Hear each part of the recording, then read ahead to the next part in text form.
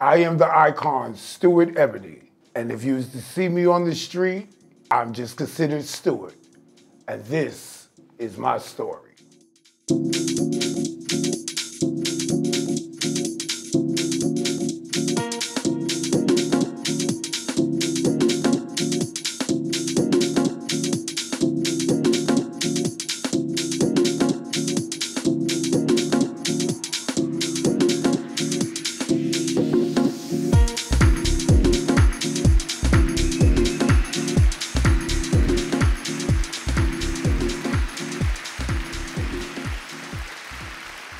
How I started off in the ballroom scene, at first I actually started off with my childhood friends, actually. I had 3 other friends, one by the name of Jeffrey, one by the name of, God bless the dead, Tony Milan, and one by the name of Rayon.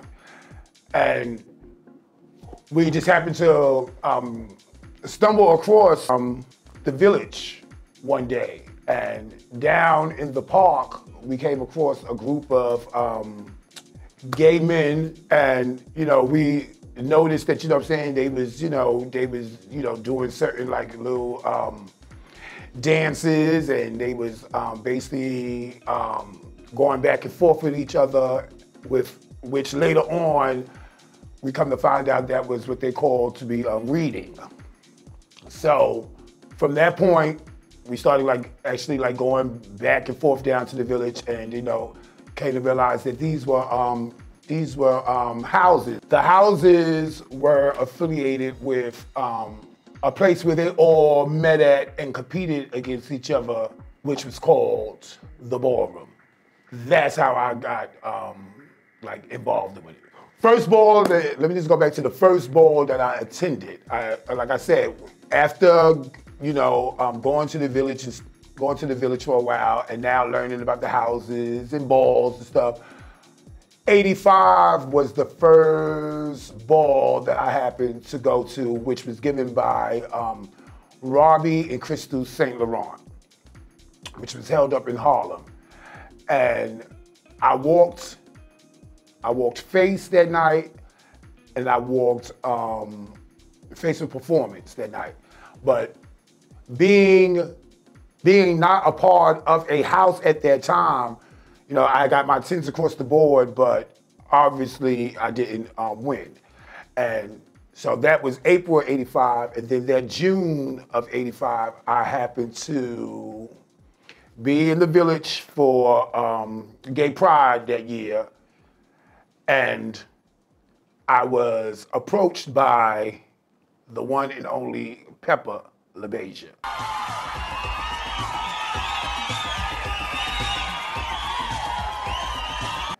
And at this particular time, Pepper LaBeija was one of the biggest names in ballroom. So she approached me that year. She told me that she had saw me at the at Robbie and Crystal's ball.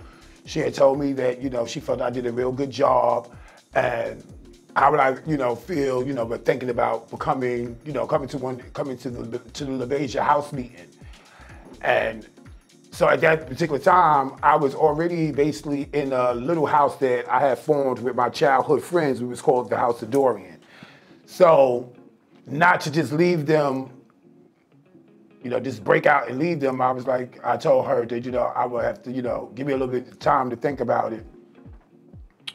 So then that December of 85, I went to the LaBeija's house meeting. Me and 2 of my other friends, one Tony Milan and my friend Kebra. So we went to the LaBeija meeting up in the Bronx in December 85, and was, I'm not gonna say automatically put in, because back then you had to come with, in order to actually use a house name, you had to come and win like 3 grand prizes. So that was December. That January was coming to be Paris Dupree's ball. And everybody know Paris's balls was the biggest balls in New York City at that particular time. So that was January of 86. And so I went to that ball, and I got my first grand prize for Marlo's Body. But I had to get 2 more actually to use the LaBeija name. And that June, I got grand prize again at Peppers and Dorian's, and then in November, I got grand prize again at Avis Pendarvis's ball. So by November of '85, I was officially Stewart LaBeija. After seeing Miss Pepper in '85 at that St. Laurent ball, because that night so happened Miss Pepper happened to walk the grand prize. And to see how the audience, how she captivated that crowd when she came through the door, my main focus was, I want to do that.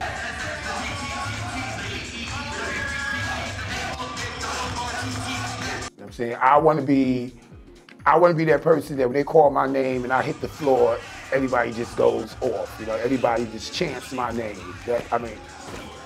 That was the adrenaline that I had just by watching her that night. So I already kind of knew that I had it. I just needed that little grooming from somebody that was in Ballroom. And basically, like, once I had that, then it was in the '80s when I first was introduced and came out to Ballroom. Ballroom was an underground situation. So if you did not personally know of somebody that was walking balls or something like that, you wouldn't have known about balls. Balls started at, well, we used to go to the ball, doors used to open at like at 5 o'clock in the morning, balls started at 7 o'clock in the morning. So, you know, it's not who's out, it's not that many people out at 5 and 7 o'clock in the morning. So it was, you know, it was an underground situation. It was a place where the gays who you would say maybe was not accepted by their families or society or whatever, this was their outlet. You know what I'm saying? But they were the only ones that knew about it. You know, so it wasn't something that could be televised or anything like that because they kept it underground. Now we see over these years now, we now hit in 2020, balls is everywhere. I mean, you can catch a ball everywhere. You can catch a ball on YouTube. You can personally go to them.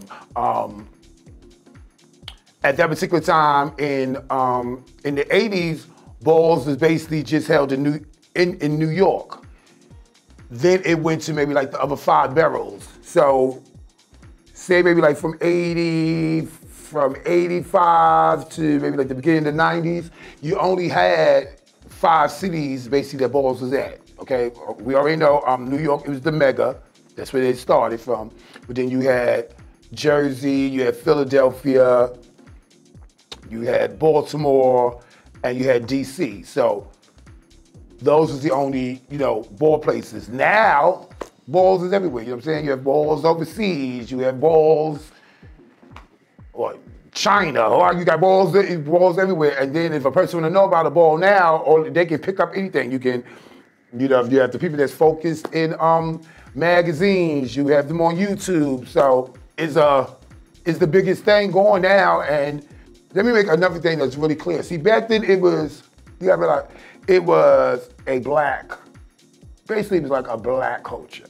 They struggled, you know, more for balls then. It wasn't so much glamorous like it is now. Like I said, you gotta realize you had people that you know, you had to walk through projects with bottles. Some people walked through projects with bottles and,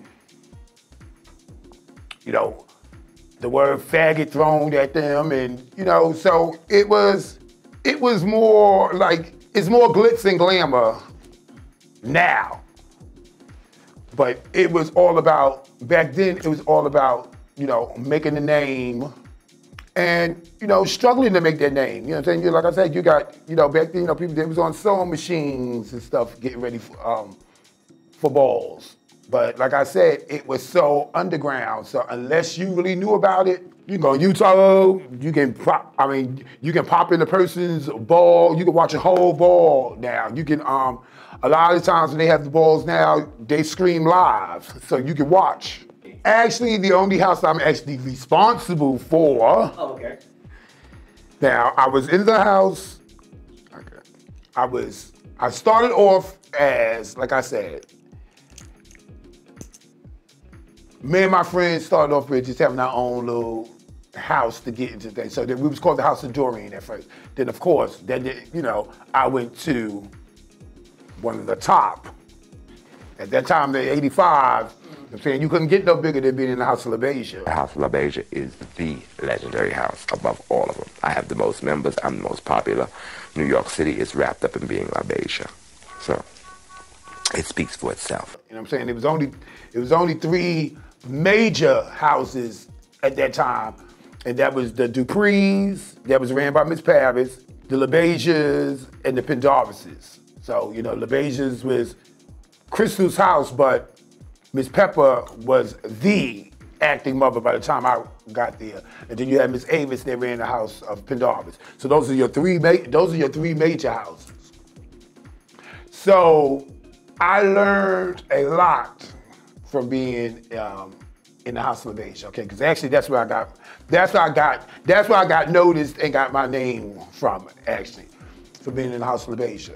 And then, so like I said, my little 5-year run in the House of LaBeija came to an end when, unfortunately, the person who was that, was the acting, became Pepper's boyfriend at that time, and that now he was going to be the father. But at this time that he became to be the father, I already had a name in the House of LaBeija. So I had the privilege at that particular time that I was recruiting people in and bringing them into the House of LaBeija. And by the time this certain individual who was considered to be Miss Pepper's boyfriend at that time, and now he was going to have the title of being the father, but he did not have the same kind of clout as me ballroom-wise, but he wanted to question my decisions and go back and forth with me. And it came to the point where, I was like, okay, well, how somebody who don't even have, you don't even have a name in the ballroom, how you gonna come and tell me that this person should not be in the house? So I felt that at that time, since I had a big enough name, I was, I was taught well, I learned well, because I was one of them I was a very good observer, so I would watch. So we decided we was gonna be the Revlons, and that's how that started. So you're responsible for the Revlon dynasty. Me, Danielle, it started off with me, Danielle, Chris, and a guy named Jeremiah. And like I said, they wanted me to be the father, and I didn't want to be the father. And I said, I just want to be the overseer. I know because I know how I am. I knew that I was gonna be a person, especially if it's something that I'm behind, I'm going to be that voice, and I'm going to fight for us to rise to the top. So that was the role I wanted to play. So Chris was like, oh, I have the perfect person, I have the perfect person, I got the perfect person to be the father.